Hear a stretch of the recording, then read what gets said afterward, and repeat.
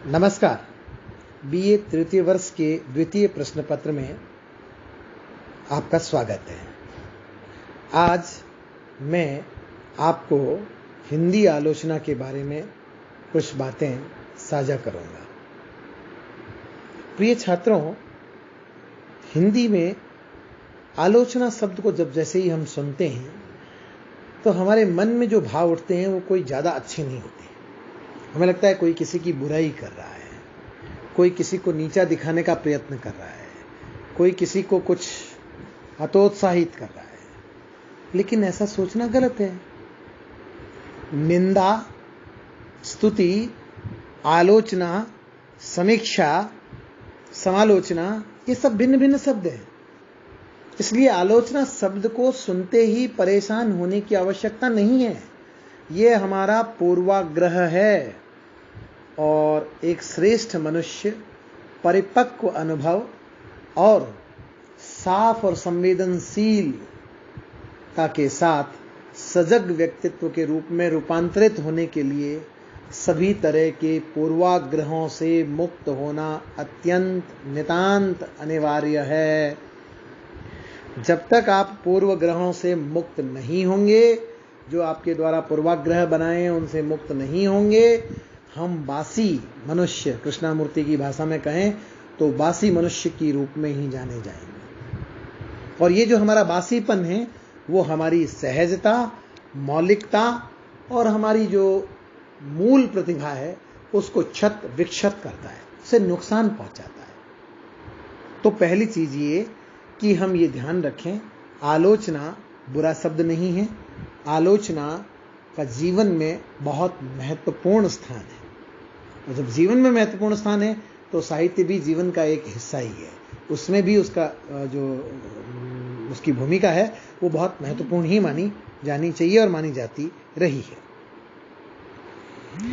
साहित्य में एक जो द्वंद आता है वो समीक्षा और आलोचना को लेकर आता है। और एक ये द्वंद चलता है, उसमें क्या करते हैं, कुछ हमारे यहाँ पेयर्स बना दिए गए, जैसे लाभ हानि, रात दिन, आदमी औरत, है ना, भगवान शैतान, और हर चीजों को हम पैराडाइम में शिफ्ट करते रहते हैं, या तो इधर या तो इधर। हमें इस प्रवृत्ति से बचना चाहिए। समीक्षा और आलोचना दो भिन्न शब्द है। हालांकि अक्सर हमने देखा है कि समीक्षा को साहित्यिक हल्के में आलोचना की तुलना में दोयम दर्जे का लेखन माना जाता है। लेकिन मैं आपको सही कहूं कि कुछ विशिष्ट अर्थों में वो दोयम दर्जे का लेखन नहीं है, बल्कि वो आलोचना से भी अधिक महत्वपूर्ण काम है। क्योंकि आलोचना जिसे आप कहते हैं वो जो कृति के मर्म का उत्कर्ष का हेतु जानने की कोशिश है, उसमें समीक्षा आपकी एक सहयोगी बनती है। समीक्षक पहला व्यक्ति होता है जो साहित्य जगत को सबसे पहले उस पुस्तक या कृति के बारे में जानकारी देने का खतरा उठाता है। उस समय पर्याप्त संभावना बनी रहती है कि उस कृति या लेखन पर वाद विवाद हो सकता हो, और इन अर्थों में समीक्षा कर्म एक जटिल कर्म बन जाता है। समीक्षक का दूसरा काम कृति के महत्व का प्रतिपादन करना भी है। देखिए, लेखक से जो उम्मीद रखते हैं और आलोचक से जो उम्मीद रखते हैं और समीक्षक से जो उम्मीद रखते हैं, तीन भिन्न मनोदशाएं हैं। हमें आलोचक से यह उम्मीद करनी चाहिए कि वह लेखक के संपूर्ण व्यक्तित्व को ज़हन में रखे और साहित्य की अपनी परंपरा में कृति कहां ठहरती है यह आलोचक तय करता है, समीक्षक तय नहीं करता। समीक्षक तो तत्काल उस पर टिप्पणी कर रहा है, रिव्यू, वो तो पुनर्दृष्टि से देख रहा है भर से, और वह देखना भी तात्कालिक देखना है, दीर्घकालिक नहीं है। फिर भी कोई समीक्षक अगर यह सब करते हुए पूर्ण जिम्मेदारी और प्रामाणिकता से कृति के मर्म को ग्रहण कर उसे हम तक संप्रेषित करने में कामयाब होता है, तो यह उसके कर्म की सार्थकता है और इसे आलोचक को अपनी रचनात्मक यात्रा करने की पगडंडी जो है वो मिलती है। न केवल मिलती है बल्कि आसान हो जाती है। अब हम आते हैं आलोचना पर। आलोचना शब्द जो है वो लुच धातु से बना है। और लुच धातु का अर्थ क्या होता है?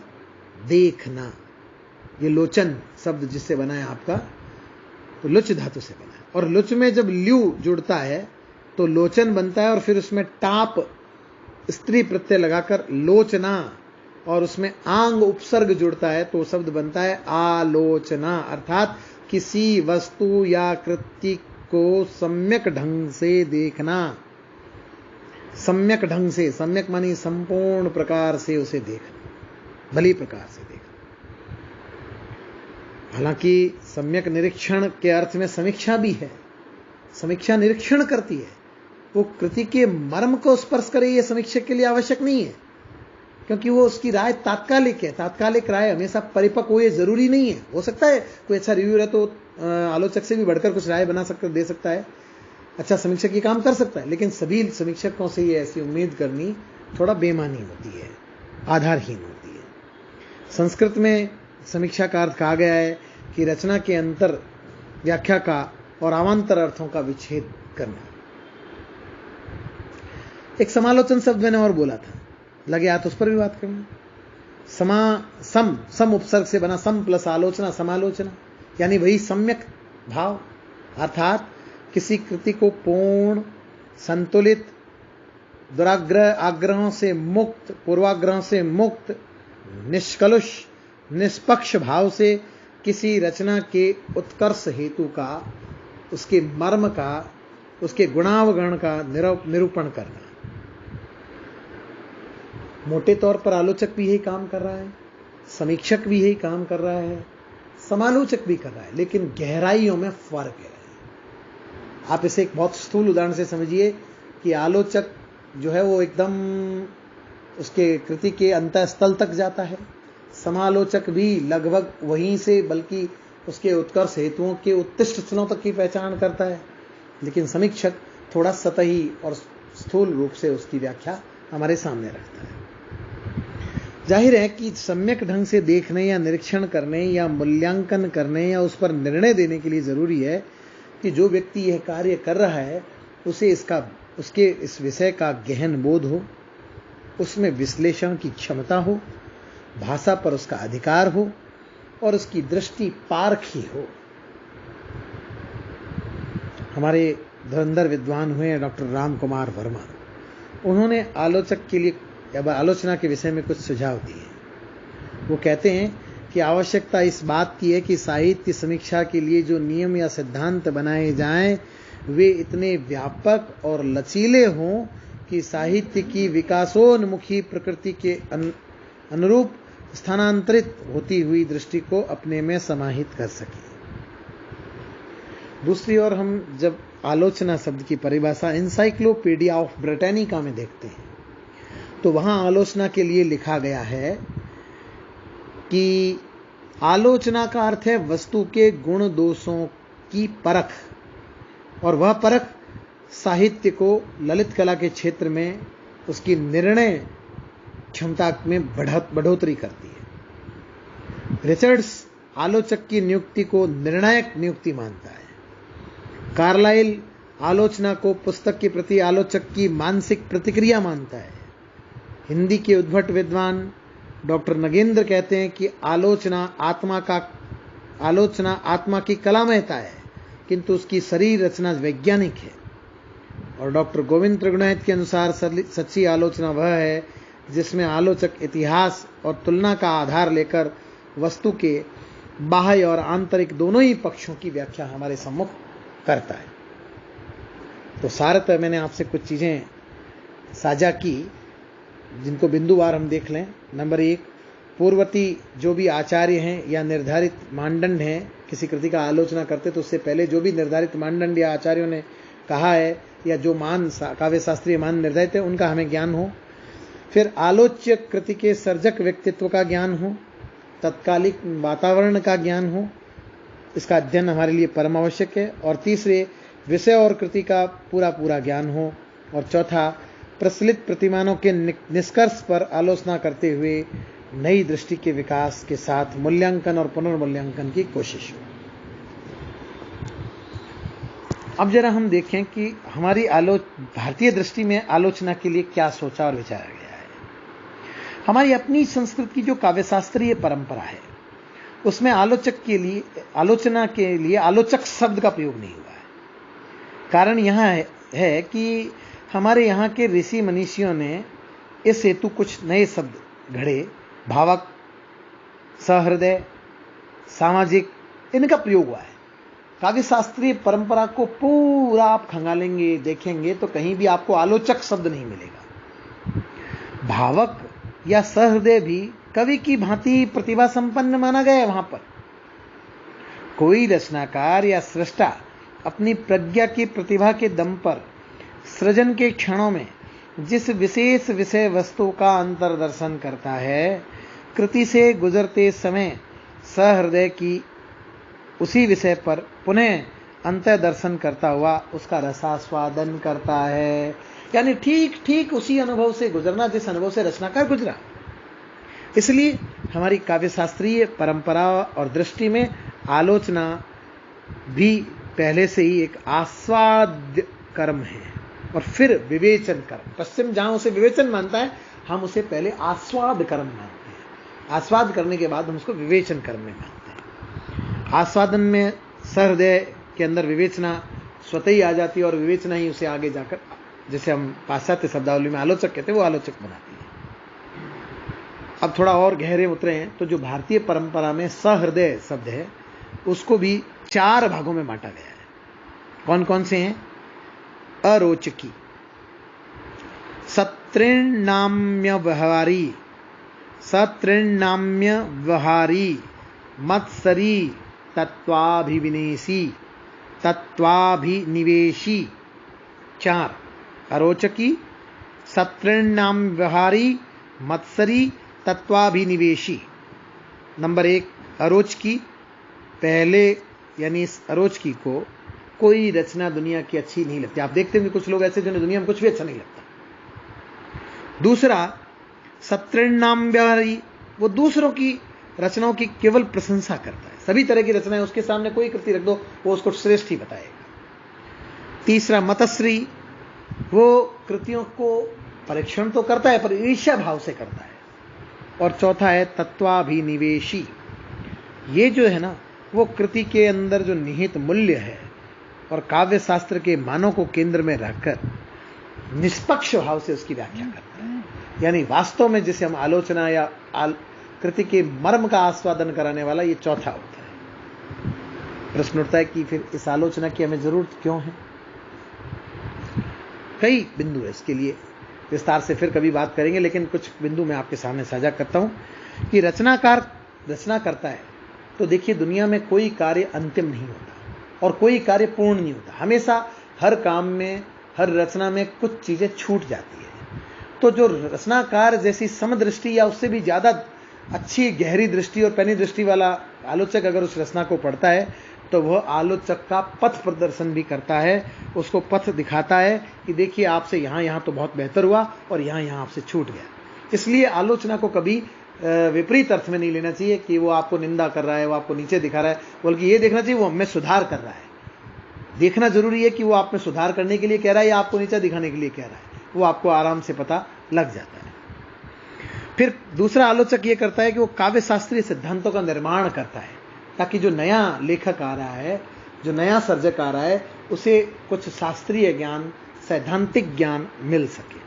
और तीसरा कृति और कृतिकार का अनुप्रशंसन जरूरी है। देखिए उत्साहवर्धन भी जरूरी है। अगर कोई काम कर रहा है, थोड़ा कर रहा है, ज्यादा कर रहा है, हो सकता है उसकी गति धीमी हो सकती है, लेकिन अगर कार्य की गुणवत्ता ठीक है तो उसकी प्रशंसा की जानी चाहिए। अगर वो प्रशंसनीय नहीं है तो जहां तक संभव हो वस्तु स्थिति से अवगत कराना चाहिए कि भी आप ये कर्म कर तो रहे हैं, लेकिन इस कर्म में आपकी रुचि का गहरा परिपाक देखने को नहीं मिल रहा। चौथा लोक रुचि, क्योंकि देखिए जो पाठक है उसकी भी अपनी समझने की एक सीमा है। आलोचक अगर अच्छा है और उसे बहु अनुशासनों का ज्ञान है तो वो कृति के मर्म को उन व्यापक अनुशासनों के परिप्रेक्ष्य में खोलेगा। इससे पाठकों के अंदर भी जागरूकता आएगी, चीजों को समझने की क्षमता बढ़ेगी, उनकी ग्रहणशीलता बढ़ेगी और यह ग्रहणशीलता एक स्वस्थ समाज के लिए बहुत ही लाभकारी साबित होगी। और चौथा ये है कि हम किसी भी कृति को देखते हैं तो निश्चित रूप से मैंने जैसे कहा कि इसमें कुछ कमियां रहती है, कुछ अच्छाइयां होती है, तो सत असत गुण अवगुण सब में है ही है, तो उनका सम्यक मूल्यांकन होना चाहिए, उस पर पूरी बातचीत होनी चाहिए कि इसमें ये अच्छा है और ये बुरा है और इसको ऐसे सुधारा जा सकता है। जो मैंने अभी बातें बिंदु बताई उससे कुछ चीजें ये भी निकल कर आएगी कि अच्छा आलोचक कौन होता, उसमें कुछ छुपे थे होता। जैसे कोई भी आलोचक किसी भी कृति के मर्म का स्पर्श आपको तब करवा पाएगा जब वो खुद सहृदय हो, भावुक हो। अब यहां सहृदय का मतलब दया वाला नहीं है, सहृदय का मतलब है कि उसका बहुत से विषयों में ज्ञान हो, उसकी दृष्टि साफ हो, उसका जिसे आप आज की साइंस की भाषा में कहते हैं एनालिटिकल ब्रेन एक्टिव हो, यानी जिसमें विश्लेषण की क्षमता अपार हो, जिसमें सृजनात्मक कल्पनाशीलता हो, जिसका भाषा पर अधिकार हो और जिसको अपनी परंपरा का पूरा ज्ञान हो। जिस कृति और विषय को आलोचना कर रहा है या उसकी आलोचना के लिए वो अपने पथ पर अग्रसर है, उसे उस विषय की परंपरा का और उसके इतिहास का पूरा पूरा ज्ञान होना आवश्यक है। फिर दूसरा ये है कि वो पूर्वाग्रहों को त्यागे, और तीसरा उसमें मौलिक प्रतिभा हो, वो स्वयं उस अनुभव तक जाने की कोशिश करे। ये कोई तंत्र शास्त्रीय क्रिया की जरूरत नहीं है, वहां सिर्फ जरूरत है अपने को पर काया प्रवेश द्वारा। जैसे सूर तो आंखों से अंधे थे, फिर वो गोपियों हृदय में कैसे चले गए, कैसे उन्होंने मां के एक छोटे से छोटे कबहू पलक हरी मूंद लेते हैं, कबहू अदर फरकावे जैसे करके ये उक्ति आलोचकों से हासिल की रामचंद्र शुक्ल से कि सूर तो वात्सल्य के सम्राट है और वे कोना कोना झांकाए। वे कोना कोना कैसे झांकाए? वो कोना कोना पर काया प्रवेश के माध्यम से झांकाए।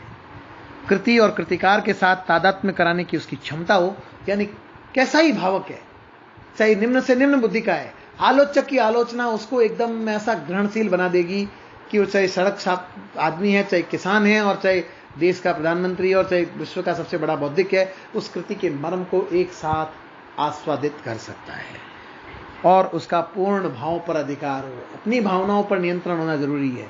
हो सकता है मैं किसी कृति की आलोचना कर रहा हूं, उस कृतिकार से मेरा व्यक्तिगत संबंध ठीक नहीं है, हमारे जाति समाज का नहीं है, हमारे धर्म का नहीं है, ये संबंध नटाने चाहिए।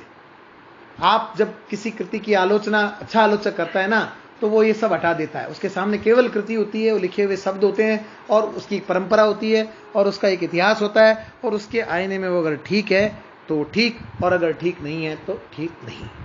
यह वस्तुनिष्ठ दृष्टि अगर आलोचक के पास नहीं है, जिसे हम ऑब्जेक्टिविटी कहते हैं, तो माफ कीजिए, आलोचना करना उसके लिए ठीक कर्म नहीं है, वो आलोचना के साथ न्याय नहीं कर पाएगा। तो आज मैंने आपको आलोचना के बारे में कुछ बिंदुओं पर, महत्वपूर्ण बिंदुओं पर बातचीत की, जिसमें मैंने आलोचना, समालोचना, समीक्षा और इन सब के बारे में विस्तार से अंतर बताया। पश्चात मैंने आपको इनकी परिभाषाओं और विभिन्न विद्वानों के मत बताए, और उसके पश्चात मैंने भारतीय दृष्टि में आलोचक शब्द के न होने का कारण और उसके लिए कौन से शब्द प्रयोग हैं, यानी सहृदय, भावक या सामाजिक आदि का प्रयोग होता है, वो बताया। और फिर सहृदय के भी 4 भेद बताए, और फिर मैंने आपको बताया कि आलोचना क्यों की जाए, और उसके बाद बताया कि आलोचक के गुण क्या है। आशा करता हूं आप और अध्ययन करेंगे। आजकल वेबसाइट्स पे, यूट्यूब पे और ईपीजी पाठशाला के अंदर बहुत देश के बड़े बड़े विद्वानों के व्याख्यान संग्रहित हैं, उनका लाभ लेते हुए इस विषय की गहराई में जाएंगे, और उस गहराई के माध्यम से आप अपनी दृष्टि का विकास करेंगे। धन्यवाद।